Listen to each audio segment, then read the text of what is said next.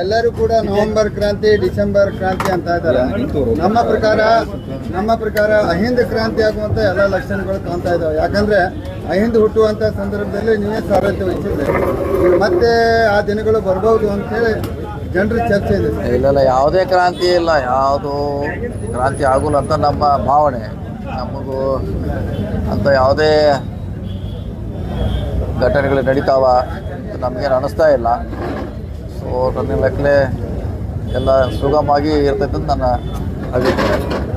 ಈಗ ಯತೇಂದ್ರ ಅವರು ನಿನ್ನೆ ಹೇಳಿದ್ದಾರೆ ಸರ್, ಒಂದು ಬೈಪಾಸ್ ಸ್ಟೇಟ್ಮೆಂಟ್ ಕೊಟ್ಟಿದ್ದಾರೆ, ನೀವೇ ಉತ್ತರಾಧಿಕಾರಿ, ಮುಂದಿನ ಉತ್ತರಾಧಿಕಾರಿ ನೀವೇ ಅನ್ನುವಂಥದ್ದು. ಅದೀಗ ಸಂಚಲನಕ್ಕೆ ಕರೆಕ್ಟ್, ಅದು ಹೇಳಿದ್ದು ಕರೆಕ್ಟ್. ಅದಾಗಿಲ್ಲ ಅವ್ರೇನು ಮುಖ್ಯಮಂತ್ರಿ ಆಗಬೇಕು, ಅಧ್ಯಕ್ಷ ಆಗ್ಬೇಕಂತ ಹೇಳಿಲ್ಲ, ಅಹಿಂದ ನಾಯಕತ್ವ ವಹಿಸ್ಕೋಬೇಕಂತ ಹೇಳಿದ್ದಾರೆ. ಸಿದ್ದರಾಮಯ್ಯ ನಂತರ ಯಾರು ಪ್ರಶ್ನೆ ರಾಜ್ಯದಲ್ಲಿ ಇದೆ, ನಾವು ವಹಿಸ್ಬೋದು ಅಥವಾ ಇನ್ನೊಬ್ರು ಯಾರೋ ವಹಿಸಲೇಬೇಕು.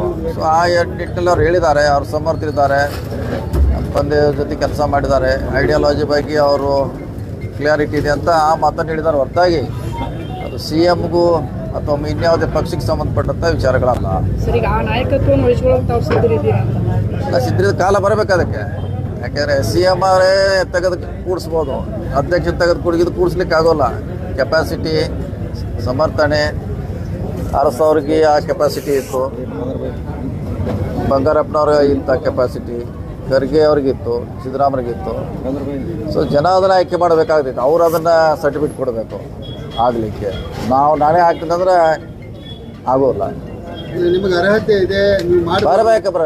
ಸಿದ್ದರಾಮಯ್ಯ ಅವರು ಇದ್ದಾರೆ, ಈಗ ಒಬ್ಬರು ನಾಯಕ ಇದ್ದಾರೆ, ಅವ್ರು ಆದ ನಂತರ ನೋಡೋಣ. ಅಂದ್ರೆ ಅವರು ಯತೀಂದ್ರ ಅವರು ಹೇಳಿರುವಂತದ್ದು ನಮ್ಮ ತಂದೆಯವರ ರಾಜಕೀಯ ಜೀವನ ಕರೆಕ್ಟ್, ಹಾಗಾಗಿ ಇದು ಸುಸಂದರ್ಭ ಅಂತ ಹೇಳಿದ್ದಾರೆ. ಕರೆಕ್ಟ್, ನಾವು ಹೇಳಿದ್ದು ಅದೇ, ಅಹಿಂದ ನಾಯಕತ್ವ ವಹಿಸ್ಬೇಕಂತ ಹೇಳಿದ್ದಾರೆ ಅವರು. ಅಂದ್ರೆ ಕೊನೆ ಕಾಲಘಟ್ಟ ಅಂತ ಪದ ಬಳಕೆ. ಕರೆಕ್ಟ್, ಅದು ಈಗ ಸಿ ಎಂ ಅವರು ಹೇಳಿದ್ದಾರೆ, ನಾವು ಮುಂದಿನ ಸಲ ಸ್ಪರ್ಧೆ ಮಾಡೋಲ್ಲ ಅಂತ ಹೇಳಿದ್ದಾರೆ. ಅವರು ಹೇಳಿದ್ದಾರೆ, 2-3 ಸಲ ಹೇಳಿದ್ದಾರೆ, ಸದನದಲ್ಲಿ ಹೇಳಿದ್ದಾರೆ, ಬಹಿರಂಗ ಸಭೆಯಲ್ಲಿ ಹೇಳಿದ್ದಾರೆ. ಮುಂದೆ ಅವರು ಇರ್ತಾರೆ, ಮುಂದಿನ ಚುನಾವಣೆ ಹೇಳಿದಿಲ್ಲ, ಅವರು ಇರ್ತಾರೆ. ಅವ್ರು ಇನ್ನೂ ನಾಯಕ ಇದ್ದೇ ಇರ್ತೈತೆ. ಅಹಿಂದ ನಾಯಕ ಬೇರೆ, ಸಿ ಎಂ ಪೋಸ್ಟ್ ಬೇರೆ.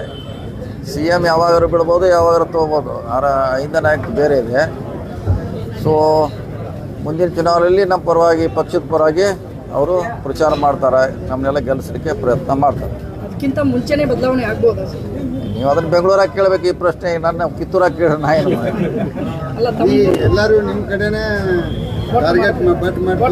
ನಾವು ಹೇಳಿದಿಲ್ಲ, ಕರೆಕ್ಟ್. ಅದು ಅಹಿಂದ ನಾಯಕತ್ವ ಬಗ್ಗೆ ನಂದೇನು ತಕರಾರಿಲ್ಲ.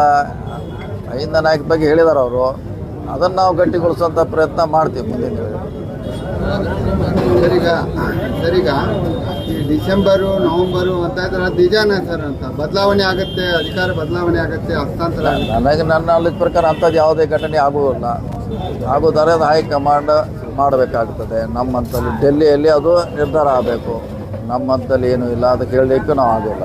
ಪಕ್ಷದಲ್ಲಿ ಆ ರೀತಿ ಏನಾದರೂ ಚರ್ಚೆ ಆಗ್ತಾ ಇಲ್ಲ, ಯಾವುದೇ ಚರ್ಚೆ ಇಲ್ಲ ಪಕ್ಷದಲ್ಲಿ. ಕೆಪಿಸಿಸಿ ಅಧ್ಯಕ್ಷ ಸ್ಥಾನ ಈಗ ನಿಮಗೆ ಕೊಡ್ತಾರೆ ಅನ್ನುವಂಥದ್ದು ಸುದ್ದಿ ಇವತ್ತಿದಲ್ಲ, ಅದು ಬಹಳ 6 ತಿಂಗಳಿಂದನೂ ಕೂಡ ಈ ಸುದ್ದಿ ಓಡಾಡ್ತಾ ಇದೆ. ಯಾವುದೇ ಸೂಚನೆ ಬಂದಿಲ್ಲ.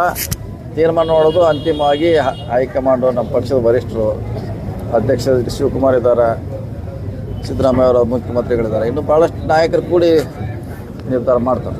ಸರ್, ಈಗ ಕಿತ್ತೂರು ಉತ್ಸವಕ್ಕೆ ವಿದ್ಯುಕ್ತವಾಗಿ ಚಾಲನೆ ಕೊಟ್ಟರೆ ಏನು ಹೇಳ್ತೀರಿ ಸರ್? ಈ ಬಾರಿಯ ಕಿತ್ತೂರು ಉತ್ಸವ ಒಳ್ಳೆಯದಾಗಿದೆ. ಈಗ 2-3 ವರ್ಷಗಳಿಂದ ಕಿತ್ತೂರು ಉತ್ಸವ ಸ್ವಲ್ಪ ಹೆಚ್ಚಿಗೆ ಮೆರುಗು ಬರ್ತಾ ಇದೆ.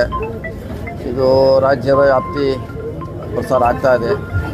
ಎಲ್ಲ ಕಲಾವಿದರು ಕೂಡ ಇಲ್ಲಿ ಬರ್ತಾರೆ, ವಿದ್ವಾಂಸರು ಬರ್ತಾರೆ, ಬುದ್ಧಿಜೀವಿಗಳು ಬರ್ತಾರೆ. ಬರೋದ್ರಿಂದ ಅವ್ರ ವಿಚಾರಗಳನ್ನ ನಾವು ಇಲ್ಲಿ ವಿನಿಮಯ ಮಾಡ್ತೀವಿ. ಮತ್ತು ನಮ್ಮ ಕಿತ್ತೂರು ಉತ್ಸವದ ವಿಚಾರ ಇಡೀ ರಾಜ್ಯಕ್ಕೆ ಹೋಗುವಂಥ ಒಂದು ಪ್ರಯತ್ನ ಸಿದ್ದರಾಮಯ್ಯ ಸರ್ಕಾರ ಮಾಡ್ತಾ ಇದೆ. ಇನ್ನು ಏನು ಹೆಚ್ಚಿಗೆ ಮಾಡ್ಲಿಕ್ಕೆ ಸಾಧ್ಯತೆ ಎಲ್ಲ ಮಾಡ್ತೀವಿ. ರಾಷ್ಟ್ರೀಯ ಉತ್ಸವ ಆಗಬೇಕು, ಭಾಳ ಕೊನೆ ಗಳಿಗೆಯಲ್ಲಿ ಅನುದಾನ ಕೊಡ್ತಾರೆ, ತಯಾರಿ ಮಾಡ್ಕೊಳಕ್ ಆಗೋದಿಲ್ಲ ಅಂತ. ಮೈಸೂರಿಗೆ ಯಾವ ರೀತಿಯಾಗಿ ಚಾಚು ತಪ್ಪದೆ ಯಾರೂ ಹೋರಾಟ ಮಾಡಬೇಕಾಗಿಲ್ಲ, ತಮ್ಮದೇ ತಾನಾಗಿ ಸರ್ಕಾರ ಕೊಡ್ತದೆ, ಅದೇ ರೀತಿಯಲ್ಲಿ ಕಿತ್ತೂರು ಉತ್ಸವಕ್ಕೂ ಕೊಡಬೇಕನ್ನುವಂಥದ್ದು. ಲಾಸ್ಟ್ ಟೈಮ್ ಜಾಸ್ತಿ ಕೊಟ್ಟಾರೆ, ಇದು ಸಲ ಜಾಸ್ತಿ ಕೊಟ್ಟಿದ್ದಾರೆ.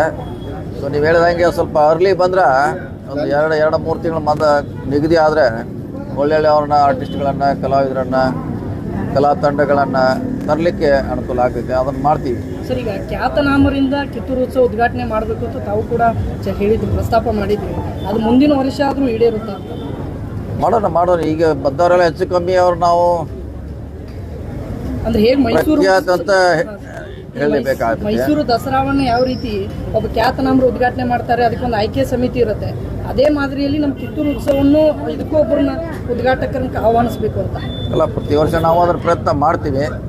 ಆದರೆ ಮೈಸೂರಲ್ಲಿ ಬರುವಂಥವ್ರು ಇಲ್ಲಿ ಬರಲಿಕ್ಕೆ ಆಗೋಲ್ಲ. ಮುಂದಿನ ಸಾರಿ ಅದೇ ಮಾದರಿಯಲ್ಲಿ ಮಾಡಲಿಕ್ಕೆ ನಾವು DC ಅವರಿಗೆ ಸೂಚನೆ ಕೊಡ್ತೀವಿ.